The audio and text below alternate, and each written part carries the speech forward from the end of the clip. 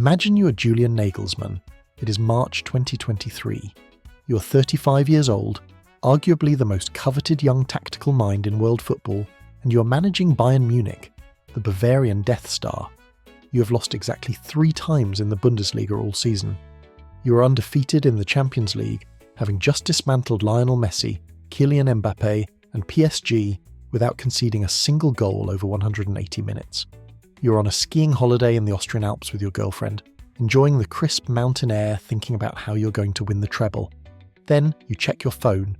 You haven't received a call from your boss. You haven't received an email from HR. You see a tweet from an Italian journalist named Fabrizio Romano. And that is how you find out you are unemployed. Welcome to the brutal, illogical, and hyper-capitalist world of the managerial sack race. In this video, we aren't just looking at guys getting fired. We are dissecting the art of the dismissal.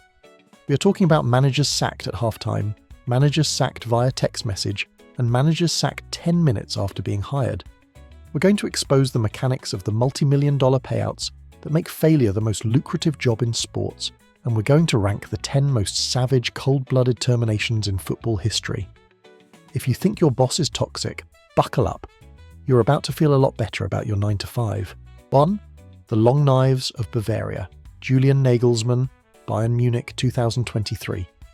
Let's start with a modern masterpiece of corporate botch jobs. If we're talking about brutality, we usually imagine a manager losing 5-0 to a rival and getting screamed at in the dressing room. But there is a different kind of brutality. The cold, calculating corporate stab in the back when you actually think you're doing a good job. This is the story of Julian Nagelsmann and the ski trip from hell. To understand why this sacking was so brutal, we have to look at the context, not just the hype. In 2021, Bayern Munich did something unprecedented. They paid a world record compensation package, roughly 25 million euros, just to hire Nagelsmann from RB Leipzig. That is transfer fee money. That is star striker money. They gave him a 5-year contract. This wasn't just a hire, this was a marriage. The club's hierarchy, led by Oliver Kahn and Hasan Salihamidzic, practically declared him the chosen one who would lead Bayern for a decade. Fast forward to March 24th, 2023. Bayern sits second in the Bundesliga, 1 point behind Borussia Dortmund. A crisis by Bayern standards, sure, but let's look at the underlying numbers. Champions League 8 wins out of 8, 100% record. Goals conceded in UCL, 2. Opponents crushed. Barcelona, Inter Milan, PSG. Nagelsmann takes a few days off during the international break to go skiing in the Zillertal Valley. This is a normal thing human beings do. But in the boardrooms of the Allianz Arena, the long knives were being sharpened. The brutality here lies in the communication breakdown. Before Nagelsmann was told anything, the news was leaked to the press. Picture the scene. Nagelsmann is likely in a ski lift or having an après-ski drink. His phone buzzes, and he sees the entire football world discussing his successor, Thomas Tuchel. This violates the first rule of Human Decency 101, but it adheres strictly to the panic management handbook. Why did Bayern panic? The Steelman argument for the board, the strongest version of their case, is that the team's performance metrics in the Bundesliga were trending down.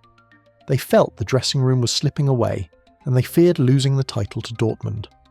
With Thomas Tuchel available on the market and rumoured to be talking to Tottenham or Real Madrid, Bayern's board operated on FOMO, fear of missing out. They fired a guy who was winning because they were terrified they might lose later. Here is where it gets edgy. When the news broke, Bayern officials initially stayed silent. Nagelsmann had to drive back from Austria to Munich, a humiliating journey where he knew everyone on the Autobahn knew he was fired before he had been officially told. When he finally met with Oliver Kahn and Salihamidzic, the meeting lasted just over an hour. Brutal efficiency. But the real kicker? The aftermath. Usually when a club sacks a manager, they hope the new guy fixes everything immediately to justify the blood on their hands. The result? Thomas Tuchel came in. Bayern immediately got knocked out of the DFB Pokal by Freiburg. Then they got absolutely demolished by Manchester City in the Champions League, 3-0. The irony? The board sacked Nagelsmann to save the treble. Tuchel lost 2 of the 3 trophies within weeks of arriving. Why this matters? The business lesson. This sacking illustrates the sunk cost fallacy in reverse. Bayern had invested heavily in Nagelsmann, €25 million fee plus huge salary, yet they torched that investment based on a vibes-based assessment of the dressing room atmosphere.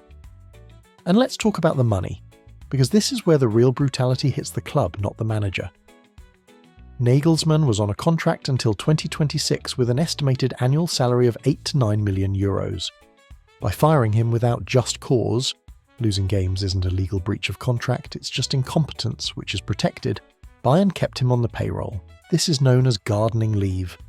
Imagine this, you get fired, your boss tells you to go home, but because they don't want you working for a rival, they have to keep paying you your full salary to sit on your couch and play FIFA.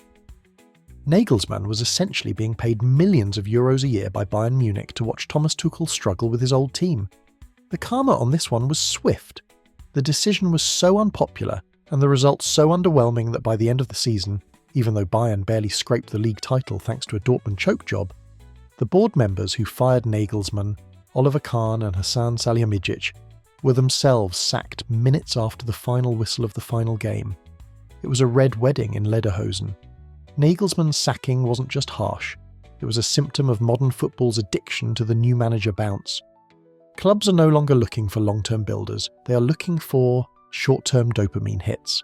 The data suggests that while a new manager often provides a short-term uplift in results, usually over 5 to 10 games, the team almost always regresses to the mean shortly after. Bayern destroyed a long-term project for a short-term fix that didn't even work. So if you're ever feeling insecure at work, just remember, you could be undefeated in the Champions League, skiing in the Alps, and still get replaced by a guy who looks like a frantic geography teacher, all via Twitter, and we are just getting started. If you think a multi-million euro ski trip firing is bad, wait until you hear about the guy who was fired for eating a pudding. Yes, really. Subscribe to the channel right now if you want to know which manager got sacked for stealing a pot of yogurt. You don't want to miss that. 2. The 600-second man, Leroy Rosenior, Torquay United, 2007. If Julian Nagelsmann was a corporate tragedy, this next one is a bureaucratic farce. It is the managerial equivalent of walking into a room, forgetting why you went in there, and getting fired before you can turn around. Welcome to the shortest managerial reign in the history of professional football. It's May 17th, 2007. We are in the glamorous world of Torquay United, a club in the 4th tier of English football. They've just been relegated to the conference, non-league. The mood is grim. They need a saviour. They turn to Leroy Rosenior, a club legend who had managed them to promotion years earlier. Imagine you are Leroy. You love this club. You agree to come back and save them from oblivion. You put on your best suit. You sit down with the chairman, Mike Bateson. You sign the contract. The ink is literally wet. You shake hands. There is a sense of optimism. You're ready to face the press and promise the fans glory. At that exact moment, and I do mean that exact moment, Mike Bateson's phone rings. He answers. It's a local consortium. They have finally agreed to buy the club from him. Bateson hangs up, turns to Rosenior and says, and I'm paraphrasing here, but not by much, "Good news, I've sold the club. Bad news, they have their own manager in mind. You're fired." The stats: time employed, 10 minutes. Games managed, 0. Training sessions, 0. Coffees consumed, maybe half a cup. This is the Grand Theft Auto of sackings. Wasted. Rosenior later joked, "I think I did a good job. I didn't lose a game." But let's look at the mechanics of why this happened. This is a prime example of due diligence failure. In the corporate world, when a takeover is happening, usually there is a period of exclusivity, or a freeze on major hiring decisions. Bateson hiring a manager 10 minutes before selling the club is like putting a new spoiler on a Honda Civic while the tow truck is actively taking it to the junkyard. The new owners, a consortium led by Colin Lee, wanted their guy, Paul Buckle. That is standard business. Every new CEO wants their own team. But the timing, that was pure, unadulterated incompetence. To put this in perspective for the dating crowd, this is like getting dumped while you are currently proposing. You're down on one knee, ring box open, and she says, "Oh, I love the ring, but see that guy over there? I'm going home with him. Thanks for the dinner though." Leroy Rosenior holds a world record that will likely never be beaten, because it is physically impossible to get hired and fired faster unless you punch the owner during the handshake. 3. The tunnel execution. Carlo Ancelotti, Chelsea 2011. From the absurdly small to the aggressively rich. We move now to the Premier League, and the man who treats getting sacked with the same casual indifference as ordering a double espresso, Carlo Ancelotti. If you look up class in the dictionary, you see Carlo's raised eyebrow. If you look up ruthless oligarchy, you see Roman Abramovich's Chelsea. The year is 2010. In his first season, Ancelotti delivers the double. He wins the Premier League and the FA Cup. His Chelsea team scores a record-breaking 103 goals. They are playing PlayStation football. The vibes are immaculate. Fast forward 1 year to May 2011. Chelsea finishes second in the league. They are runners-up. In most universes, finishing second in the hardest league on earth is a good season, or at worst, a rebuilding year. In Roman Abramovich's universe, finishing second is a capital offence. It is the final day of the season. Chelsea plays away at Everton. They lose 1-0. It's a meaningless game. The standings are already set. Ancelotti walks down the tunnel at Goodison Park, probably thinking about a nice glass of red wine and a summer vacation. He doesn't make it to the bus. According to multiple reports from players and staff present that day, the Chelsea CEO, Ron Gourlay, was waiting for him in the corridor of the stadium. Not in a boardroom the next day, not via a polite email, in the tunnel. While the players were still taking their shin pads off, Ancelotti was told his services were no longer required. He had to get back on the team bus knowing he was unemployed, sitting in front of the players he just managed, awkwardly staring out the window for the entire ride back to London. Why is this brutal? It's the dehumanisation of it. You don't fire a double-winning manager in a sweaty corridor unless you are trying to send a message, and the message was, nobody is safe. This sacking birthed the modern era of the super club carousel. Before this, managers like Ferguson or Wenger were given time to fix dips in form. Abramovich introduced a new economic model, volatility as strategy. The theory? Constant fear keeps players on their toes. If the manager can be killed at any moment, the players can never get complacent. Did it work? Well, Chelsea won the Champions League the very next year with an interim manager, Roberto Di Matteo. So, strictly speaking, the data supports the chaos. The cost? Chelsea spent roughly £110 million in severance pay to sacked managers during the Abramovich era. That is the GDP of a small island nation spent just to tell people to go away. The aftermath? Carlo Ancelotti, being the absolute don that he is, didn't complain. He took his massive payout, went to PSG, then Real Madrid, then Bayern, then Napoli, then Everton, and then back to Real Madrid where he won everything again. There is a lesson here: competence is the best revenge. Chelsea has been a chaos engine ever since, cycling through managers like fast fashion. Ancelotti just keeps raising his eyebrow and collecting Champions League trophies. But not every manager bounces back like Carlo. Some get broken, and some get fired for reasons that have absolutely nothing to do with football and everything to do with dessert. Hey, quick pause. If you're enjoying this deep dive into the chaotic world of football business, hit that like button. It tells the YouTube algorithm that we have good taste. And let me know in the comments, what is the dumbest reason you've ever been in trouble at work? I read all of them. Up next, we have a manager who was sacked because his players had a fight over a girl, and the weirdest food-based dismissal in history. 4. The Real Housewives of FC Hollywood. Julian Lopetegui, Spain, 2018. We're moving away from the boardrooms and into the realm of pure, unadulterated soap opera. If you thought Succession had drama, wait until you hear about the Spanish national team in 2018. This is the story of a man who got his dream job, then immediately got his other dream job, and as a result, lost both dream jobs in the span of 4 months. It is June 2018. The World Cup in Russia is about to start in 48 hours. Spain is the favourite. They are unbeaten in 20 games under their manager, Julian Lopetegui. The team is a well-oiled machine: Ramos, Piqué, Iniesta, Busquets. They are ready to conquer the world. Lopetegui is a hero. He has revived the national team after a disappointing Euro 2016. The Spanish Federation, RFEF, is so happy with him that they announce a contract extension until 2020, 3 weeks after signing that extension, and 2 days before Spain's opening match against Portugal. Real Madrid drops a bombshell press release. Julian Lopetegui will be the new manager of Real Madrid after the World Cup. Now let's pause. In the corporate world, this happens all the time. You line up your next gig before you leave your current one. It's smart. It's leverage. But in football, national pride is involved, and the president of the Spanish FA, Luis Rubiales, yes, that Luis Rubiales, the guy who later kissed a player without consent and imploded his career, found out about the deal 5 minutes before the press release. Rubiales went nuclear. He saw this as high treason. The steelman argument for Rubiales is that a manager cannot be fully focused on a World Cup while simultaneously planning transfers for Real Madrid, especially since half the Spanish squad played for Madrid and the other half played for their hated rivals, Barcelona. Imagine being Gerard Piqué, Barcelona legend, taking orders from a guy who you know is secretly plotting to beat you, next season with your biggest enemy. The conflict of interest was palpable. Rubiales flew to Russia.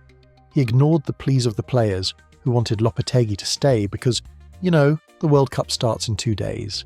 He fired Lopetegui on the spot. The stats: time until first game, 48 hours. Replacement: Fernando Hierro, the sporting director, who had almost zero managerial experience. Result: Spain played like a team with a substitute teacher. They passed the ball sideways for 120 minutes against Russia and lost on penalties in the round of 16. Here is where the brutal part truly kicks in. Lopetegui thought, well, at least I have the Real Madrid job. He arrived at the Bernabeu. He lasted 14 games.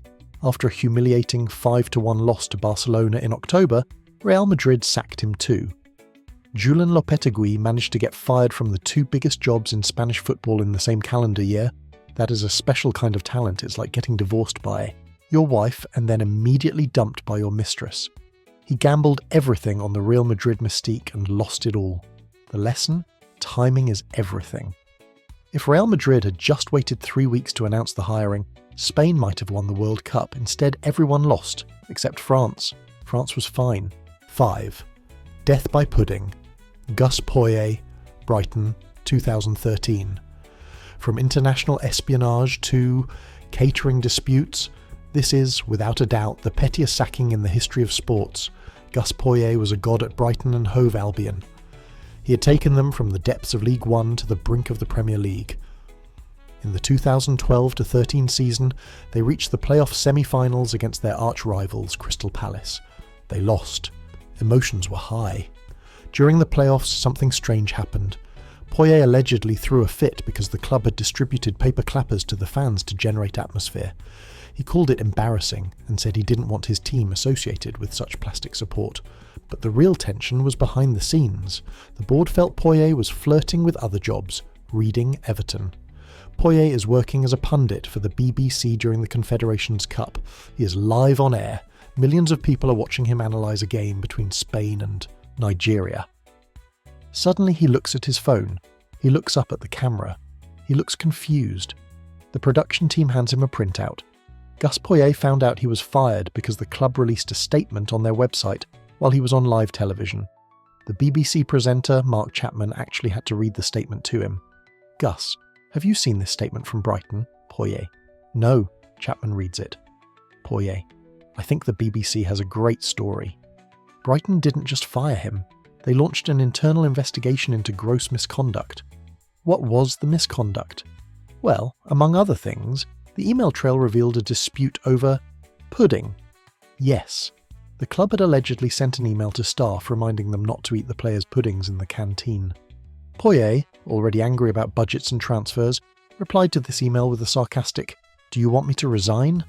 The club took that email, printed it out, framed it, metaphorically, and used it as evidence of insubordination. It's the pettiness. Sacking a manager for poor results is business. Sacking a manager for gross misconduct involving canteen etiquette and paper clappers is personal. And doing it while he's on live TV, that is psychological warfare.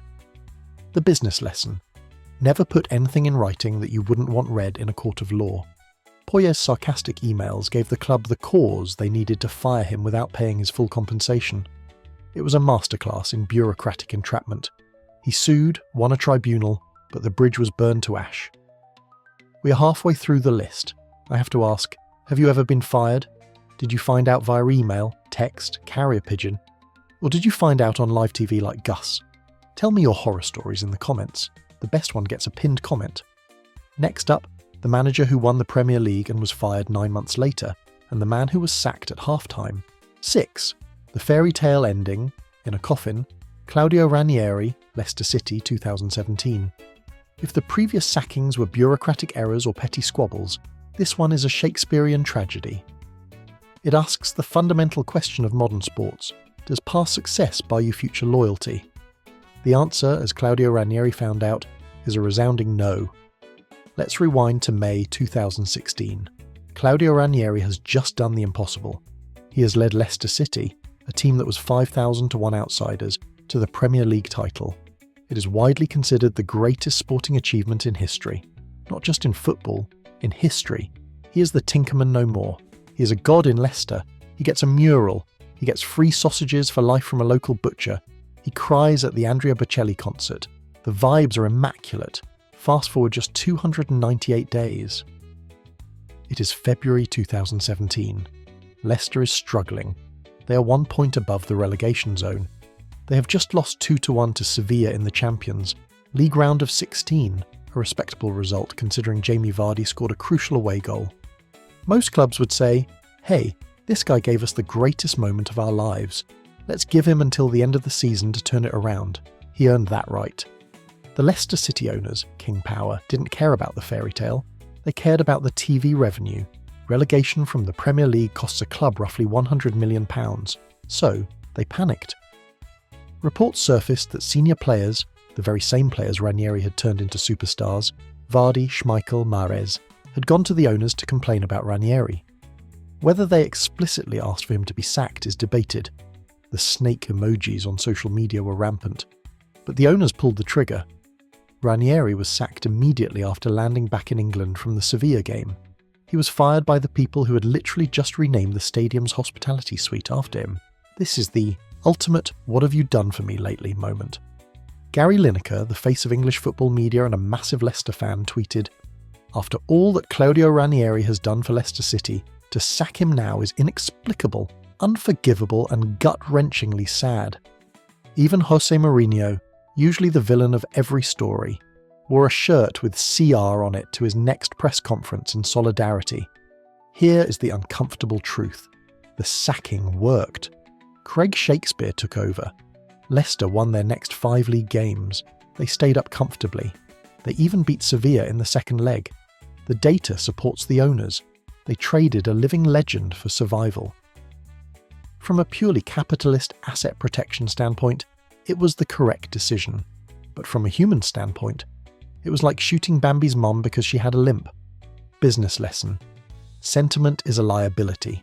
In high-stakes industries, culture and history are marketing terms. The only reality is the P&L sheet. Ranieri was the victim of his own success. He raised expectations so high that normal struggles looked like catastrophic failure. 7. The Dead Man Walking, Martin Jol, Tottenham Hotspur 2007. From a tragic hero to a public execution. If you think finding out you're fired via email is bad, imagine finding out via 36,000 people chanting it at you while you're trying to do your job. It's October 25th, 2007. Martin Jol is the manager of Tottenham. He is a big, lovable Dutchman. The fans adore him. But the board, led by the famously ruthless Daniel Levy, has been trying to replace him for months. In fact, earlier that summer, club officials were caught meeting with Juan de Ramos, the Sevilla manager, in a hotel. It was a secret meeting that was about as secret as a fireworks display. Joel knew they wanted him out, but he kept working. It is a UEFA Cup match against Getafe at White Hart Lane. The game kicks off. It's 0-0. Everything seems normal. But around the 30-minute mark, something shifts in the atmosphere. Journalists in the press box start getting texts. Fans start checking their flip. Phones. It's 2007. The news has leaked. Martin Jol has been sacked. The official confirmation hasn't happened yet, but the news is everywhere. Picture this. Martin Jol is standing on the touchline shouting instructions to Jermaine Defoe. Behind him the crowd starts buzzing. A chant begins. Stand up for Martin Jol. They aren't chanting because they think he's staying. They're chanting because they know he's gone. Jol realises it. His nephew is reportedly texting him, or signalling to him. He spends the entire second half of a professional football match knowing he is unemployed the moment the whistle blows. The board had finalised the deal with Juan de Ramos during the game. Why? because they wanted to minimise the transition period. This is a classic case of operational efficiency overriding human decency. Instead of waiting until the next morning to call him into the office, they let the news slip to control the narrative, but they lost control. It looked amateurish. It looked cruel. The aftermath. Joel conducted his post-match interview with a dignity that made the board look even smaller. He didn't rage, he just said, "I can understand the club's position," and then he left. His replacement, Wanda Ramos? He won a League Cup, Spurs fans will remind you of this daily, but then led Tottenham to their worst start in history the following season, 2 points from 8 games. He was sacked a year later. This sacking proved that Daniel Levy treats managers like iPhone batteries. He uses them until they hit 20%, then swaps them out. But the Martin Jol incident remains the gold standard for public humiliation. Most people get to pack their desk in private. Martin Jol had to pack his desk while 36,000 people watched him realise his keycard didn't work anymore. We are approaching the top 2. The most brutal, savage, I can't believe this is legal sackings are coming up next. One involves a literal dictator and the other involves winning the Champions League. Can you guess who is number 1? Put your guess in the comments right now. No cheating. 8. The Warlord's Ultimatum. Ruud Gullit, Terek Grozny, 2011. We promised you a story involving a literal dictator, and we are men of our word. Usually when a manager is under pressure, the local newspaper writes a mean column. Maybe a fan throws a cabbage at him. Yes, that happened to Steve Bruce. But when you are managing Terek Grozny, now Akhmat Grozny, in the Russian Premier League, your performance review isn't conducted by a board of directors. It is conducted by Ramzan Kadyrov, the head of the Chechen Republic. The year is 2011. Terek Grozny is trying to put Chechnya on the global football map to distract from the region's turbulent political history. Kadyrov, a man known for his, let's say, assertive leadership style, wants a star. He hires Ruud Gullit. Gullit is football royalty, a Ballon d'Or winner, a European champion. The definition of sexy football. He arrives in Grozny with a massive salary and a mission. Bring European football to the Caucasus. Fast forward just 6 months. The team is struggling. They are sitting 14th in the league. Most owners would call the manager into a private office. Kadyrov? He went full Bond villain.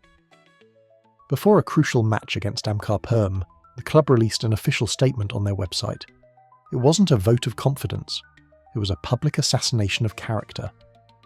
The statement read, and this is a direct translation, that Gullit must win the next game or be fired. But it didn't stop there. It accused him of having no thoughts about the team, but instead thinking only about bars and discos. It criticised his lifestyle, his work ethic, and essentially called him a fraud in front of the entire world. Imagine your boss posting on LinkedIn, "Dave has until Tuesday to finish the report or he is fired. Also, Dave drinks too much and is bad at his job." The match. Gullit had to manage the game knowing this statement was live. The atmosphere was surreal. The players knew. The fans knew. The dictator was watching from the VIP box. The result. Terek lost 1-0 thanks to a comical own goal in the 91st minute. Gullit was sacked immediately after the whistle. Why is this number 8 on our list? Because of the power dynamic. When you are fired by Daniel Levy, you worry about your severance package. When you are publicly shamed by a warlord in a region with a history of political violence, you worry about your exit visa. Gullit later said he was relieved to leave. He described the experience as strange. That is the understatement of the century. He was living in a complex where armed guards were standard, and he was fired via a state-sponsored blog post. Business lesson. Know your stakeholders. Gullit treated this like a normal football job. He didn't realise he was actually a PR prop for a political regime. When the prop stopped working, it was discarded. If you're ever offered a job by someone who owns a private militia, maybe ask for the severance. Clause to be paid in gold bars up front. 9. The crime of winning. Jupp Heynckes, Real Madrid, 1998. If Ruud Gullit's sacking was scary, this next one is simply existential. It challenges the very purpose of sport. The objective of football is to win trophies. The biggest trophy in club football is the Champions League, formerly the European Cup. So, if you win the biggest trophy, you should have the safest job, right? Wrong. It is May 20th, 1998. Amsterdam Arena. Real Madrid faces Juventus in the Champions League final. You have to understand the pressure here. Real Madrid is the most successful club in history, but in 1998, they hadn't won the European Cup in 32 years. 32 years. An entire generation of Madridistas had lived and died without seeing La Septima, the seventh. The obsession was suffocating. The manager charged with ending this drought was Jupp Heynckes, a calm, red-faced German tactician. 66th minute, Predrag Mijatovic rounds the keeper. Goal. Real Madrid wins 1-0. The drought is over. The curse is broken. Heynckes is lifted into the air by his players. He has delivered the Holy Grail. He is, statistically and historically, a legend. 8 days later. Not 8 months. 8 days. Real Madrid president Lorenzo Sanz calls a press conference. He sacks Jupp Heynckes. Why? How? The steel man argument for Sanz. Real Madrid had finished 4th in La Liga that season. They were 11 points behind Barcelona. The domestic form was poor, but let's be real. They won the Champions League. Sanz's logic was, the team is not playing well enough. He famously said, "We have not seen good football this season." This sacking destroyed the logic of the sport. It told every manager in the world, perfection is the minimum requirement. Heynckes found out he was fired while reading the newspaper in Germany. He hadn't even unpacked his suitcase from the celebrations. He later said, "I knew I was going to be sacked even if we won." The toxicity of the club was so high that winning the biggest prize in the sport was considered saving the furniture, not a triumph. This decision cursed the Real Madrid dugout for years. They cycled through managers, Camacho, Hiddink, Toshak, until Del Bosque stabilised them. But the ghost of Jupp Heynckes haunts the Bernabeu. It set the precedent that winning isn't enough. You must also be glamorous. This is the same logic that led to them selling Claude Makélélé, the engine, to buy David Beckham, the hood ornament. This is the ultimate toxic ex-girlfriend energy. Yeah, you bought me a diamond ring, but you didn't wrap it nicely, so get out. Jupp Heynckes got the last laugh, though. He went on to win the treble with Bayern Munich in 2013, beating Real Madrid on penalties along the way in the semis the year before. Success is the best revenge, especially when you beat the people who fired you for winning. We are down to one, the final boss, the sacking that defies all logic, physics and morality. It involves a World Cup, a phone call, and a man who was fired for being too boring. Any final guesses? Put them in the comments now. 10. The moustache that was too boring for the Galacticos, Vicente del Bosque, Real Madrid 2003. We have arrived at number 1, the gold standard of ingratitude, the sacking that proves, once and for all, that in the modern world, image is everything. We have seen managers fired for losing, we have seen managers fired for pudding, we have seen managers fired by warlords, but have you ever seen a manager fired for being unfashionable? The year is 2003. We are at the peak of the Galacticos era. Real Madrid is not just a football club, it is a global brand. They have Zinedine Zidane, Ronaldo, R9, Luis Figo, Roberto Carlos and David Beckham is on the way. They are the Harlem Globetrotters of football. Leading this circus is Vicente del Bosque. He is a quiet, humble man with a thick moustache. He looks like a kindly grandfather or a retired train conductor. He doesn't wear Armani suits. He doesn't scream at referees. He just stands on the sideline looking mildly concerned. In his 4 seasons in charge, Del Bosque delivered 2 Champions League titles, 2000-2002, 2 La Liga titles, 2001-2003, a Spanish Super Cup, a UEFA Super Cup, an Intercontinental Cup. He is, statistically, the most successful Real Madrid manager of the modern era up to that point. He managed the biggest egos in the world without a single scandal. The players loved him. The fans respected him. On June 22, 2003, Real Madrid beat Athletic Bilbao 3-1 to clinch the La Liga title on the final day of the season. The celebrations were massive. The players were popping champagne. Less than 24 hours later, Del Bosque was called into a meeting. He wasn't offered a contract renewal. He was told to pack his bags. This is where the brutality lies. Usually clubs lie. They say sporting reasons or mutual consent. Florentino Perez, the president of Real Madrid, told the truth. And the truth was devastating. He publicly stated that Del Bosque's profile did not fit the club's new image. Perez said, "Vicente Del Bosque does not offer the profile we are looking for. We want someone more modern, with a different image. Let me translate that from corporate speak to English. You are too ugly and too boring to lead our brand. They wanted a manager who looked good on a billboard next to David Beckham. They wanted a model. They hired Carlos Queiroz, Manchester United's handsome assistant coach, who famously looked great in a suit but had never managed a big team as a head coach. Del Bosque found out via the press before the official meeting. He was so hurt by the betrayal that he refused to attend the club's centenary celebrations later that year. He didn't speak to Perez for years. Imagine winning the league title on Sunday and being told on Monday that you're fired because you don't look like a GQ cover model. This is the most satisfying part of the story. The curse of the moustache. After sacking Del Bosque, Real Madrid went into a tailspin. Carlos Queiroz lasted 10 months, won nothing, sacked. Next 3 years, Real Madrid went through 6 managers and won 0 trophies. It was the most expensive failure in football history. They had all the money, all the image, and absolutely no soul. Meanwhile, what did boring Vicente Del Bosque do? Oh, nothing much. He just took over the Spanish national team. He won the 2010 World Cup, then he won Euro 2012. He became the only manager in history to win the Champions League, the World Cup, and the European Championship. The lesson: this sacking is the ultimate proof that competence is quiet. In a world obsessed with personal branding, aura, and swagger, we often overlook the quiet people who actually get the job done. Real Madrid fired a genius because he wasn't a celebrity. They paid for it with years of humiliation. Del Bosque proved that you don't need to be loud to be a leader. You just need to win. 11. Final thoughts. So what have we learned from this tour of professional termination? We've learned that you can be sacked for winning the league, Del Bosque, for eating pudding, Poyet, for skiing, Nagelsmann, or for simply existing near a dictator, Gullit. The romantic view of football is that it's a game of passion, loyalty, and community.